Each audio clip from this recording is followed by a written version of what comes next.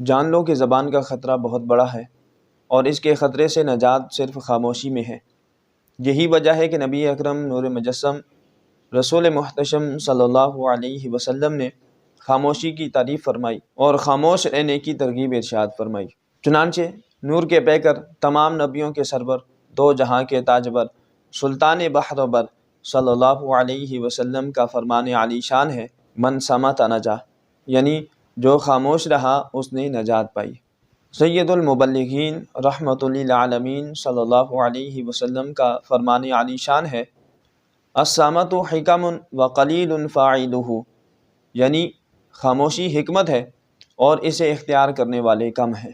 شہنشاہ نبوت، پیکر جود و حکمت صلی اللہ علیہ وسلم کا فرمان ذیشان ہے، من یتکفل لی ما بین لحییہ و رجلیہ اتکفل لہ بالجنۃ، یعنی جو شخص مجھے دو جبڑوں کے درمیان والی چیز یعنی زبان کی اور دو ٹانگوں کے درمیان والی چیز یعنی شرمگاہ کی ضمانت دے، میں اسے جنت کی ضمانت دیتا ہوں۔ حضرت سیدنا معاذ بن جبل رضی اللہ تعالیٰ عنہ سے مروی ہے، فرماتے ہیں کہ میں نے عرض کی، یا رسول اللہ صلی اللہ علیہ وسلم مجھے وصیت فرمائیے۔ تو پیارے آقا صلی اللہ علیہ وسلم نے ارشاد فرمایا، اللہ عز و جل کی عبادت اس طرح کر گویا کہ تو اسے دیکھ رہا ہے، اور اپنے آپ کو مرنے والوں میں شمار کر، اور اگر تو چاہے تو میں تجھے بتاؤں کہ تیرے لیے کون سی چیز بہتر ہے۔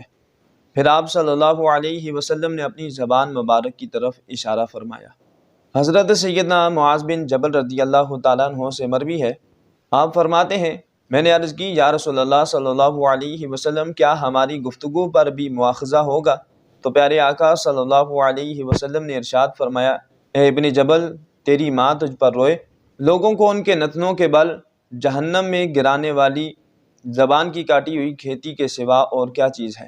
حضرت سیدنا عبداللہ بن مسعود رضی اللہ تعالیٰ عنہ فرماتے ہیں، اس اللہ کی قسم جس کے سوا کوئی معبود نہیں، کوئی چیز زبان سے زیادہ قید کی محتاج نہیں۔